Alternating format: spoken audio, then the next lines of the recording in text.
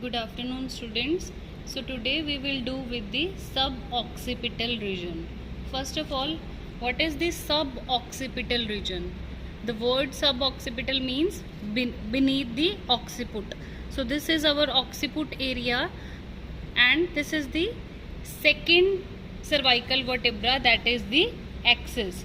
So the region between the basic occiput and the second cervical vertebra, that is our axis, this region is known as suboccipital region. So this area is the suboccipital region. So as you know, so the most important content of this region is the suboccipital triangle, which is very important, that we will do. Now for exposing the suboccipital triangle, so we need to reflect the layers one by one. So the most superficial layer will be the skin. As usual, the skin of the back is thick with abundant of fat. Then beneath the skin is the superficial fascia. The superficial fascia is very dense and fibrous in this region. Then coming to the muscular layers, so there are 4 layers. First superficial layer is the trapezius. This is these are the fibers of trapezius. This is the trapezius of one side. With the trapezius of other side, it will form a rhomboid shape muscle, like this rhomboid shape muscle. So the first layer is the suboccipital triangle को expose करने के लिए हम एक layer को reflect करेंगे. So जो सबसे superficial layer है, it is formed by the trapezius. So these are the upper fibers of the trapezius. Then we will reflect the first layer, that is the trapezius. The second layer is formed by this muscle. You have done it yesterday also. That is the splenius capitis. This muscle is the splenius capitis. This one. So second layer is formed by the splenius capitis. Then we will reflect the second layer also. Then you will see 2 muscles. One is on the medial side, other is on the lateral side. So on the medial side, the third layer is formed by, that is the semispinalis capitis. This is the semispinalis capitis, which is pierced by a nerve. You can see the thick nerve, that is the greater occipital nerve. This is the key nerve of the suboccipital region. Then laterally, this muscle, the lateral third layer is formed by longissimus capitis.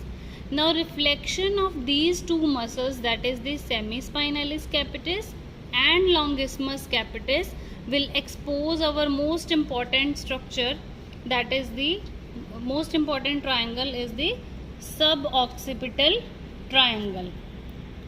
This is the suboccipital triangle. Now coming to the boundaries of the suboccipital triangle, it is an intermuscular area situated in the occiput region between the second axis vertebra and the basic occiput. So you can clearly differentiate the boundaries. These are the boundaries of the triangle. Clear?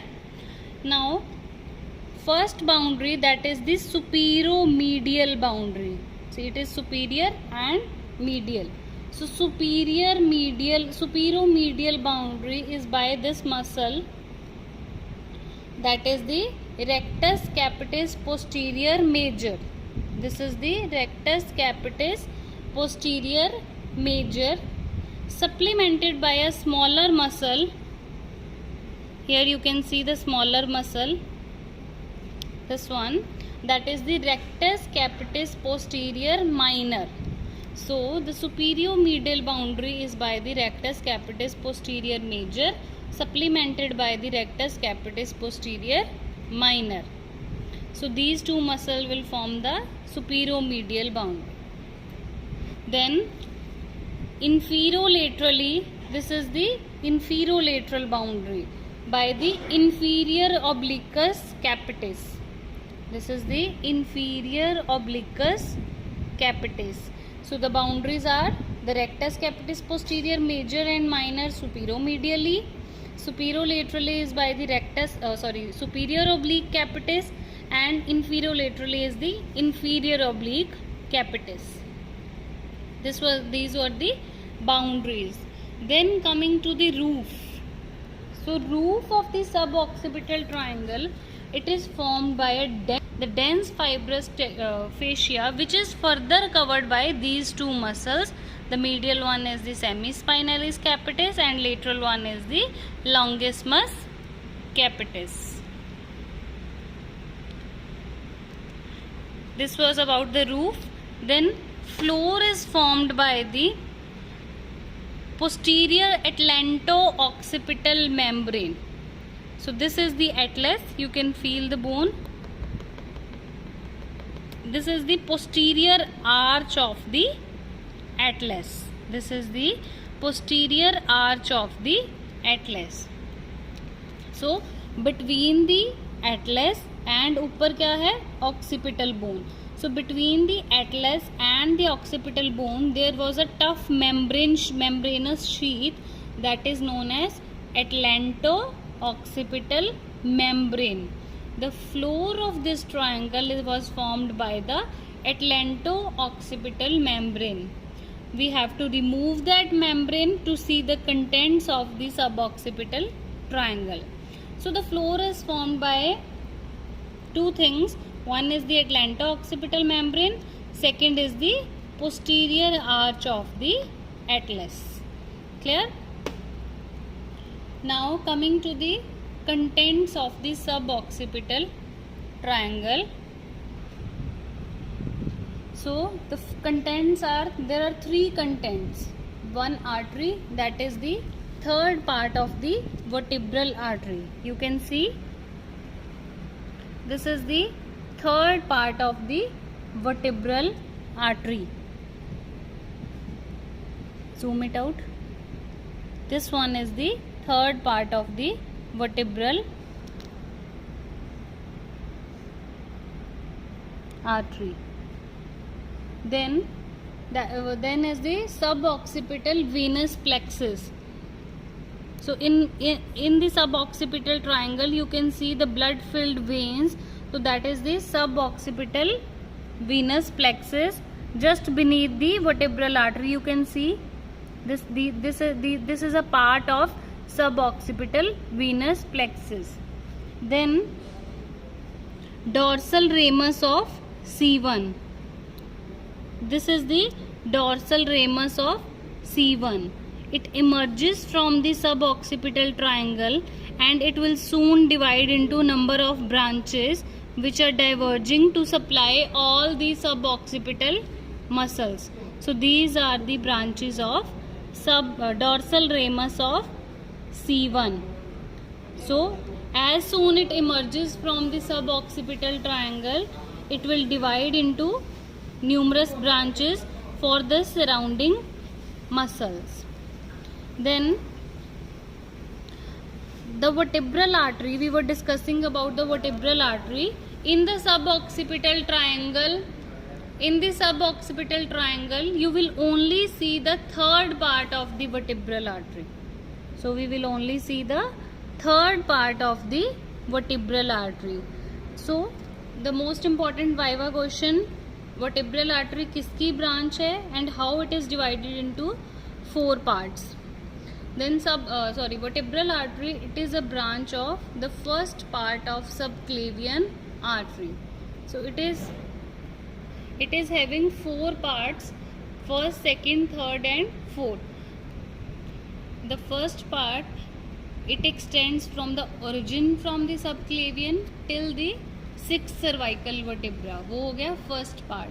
Then it ascends from in the foramen transversarium from the 6th cervical vertebra to the 1st cervical vertebra. That is the second part in the vertebra. Then third part is lying in the suboccipital triangle when it grooves over the arch of the atlas and enters the suboccipital triangle. Then fourth part is lying on the in the brain stem. The fourth part lies in the brain stem. So now I have told you that this nerve, that is the greater occipital nerve, it is the thickest cutaneous nerve of the body. This is the thickest cutaneous nerve of the body. So it winds around the inferior border. So this is the inferior border of the inferior oblique capitis. This is the superior border of this muscle. This is the inferior border of this muscle. So this nerve, you can see, it is winding around the inferior border of the inferior oblique capitis. It runs upwards, pierces the semispinalis capitis, becomes superficial.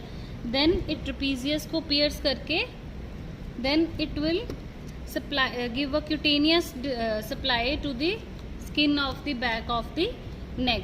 It is the thickest cutaneous nerve of the body. This is important. So after discussing the boundaries, roof, floor and contents of the suboccipital triangle, I'll give you a brief, we will do a brief discussion about the origin and insertion of the surrounding muscles. So the first muscle was the rectus capitis posterior major, which was forming the superomedial boundary. So it will arise from the spine of the second vertebra. Spine of the second vertebra, that is the axis, and it will insert below the area beneath the nuchal lines, the lateral part of the area between the nuchal lines here.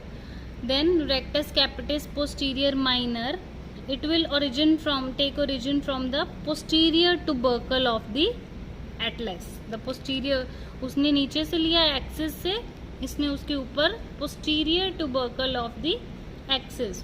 So it will get inserted into the medial part of the area below the superior nuchal line. Then the inferior oblique capitis, it is also taking origin along with this from the spine of the axis. It will get inserted into the transverse process of the atlas. Transverse process of the atlas. Then third muscle, that is the superior oblique capitis, it will take origin from the transverse process of atlas and will insert on the occipital bone, the area between the two nuchal lines, the superior and the inferior nuchal lines के बीच में जो area है वहाँ पे जाके insert होगा. So all the suboccipital muscles, they will be supplied by dorsal ramus of C1 that I have already shown you. ये बहुत सारी branches में divide हो रही है. C1 का गुच्छा दिख रहा है, group of nerves. So it will divide and supply the surrounding suboccipital muscles. So what are the action of these muscles? They help in posture, extension of head during eating. So this is the action of the suboccipital muscles. So this was all about the suboccipital triangle. The most important are the boundaries, the contents, the roof and the floor. Thank you so much.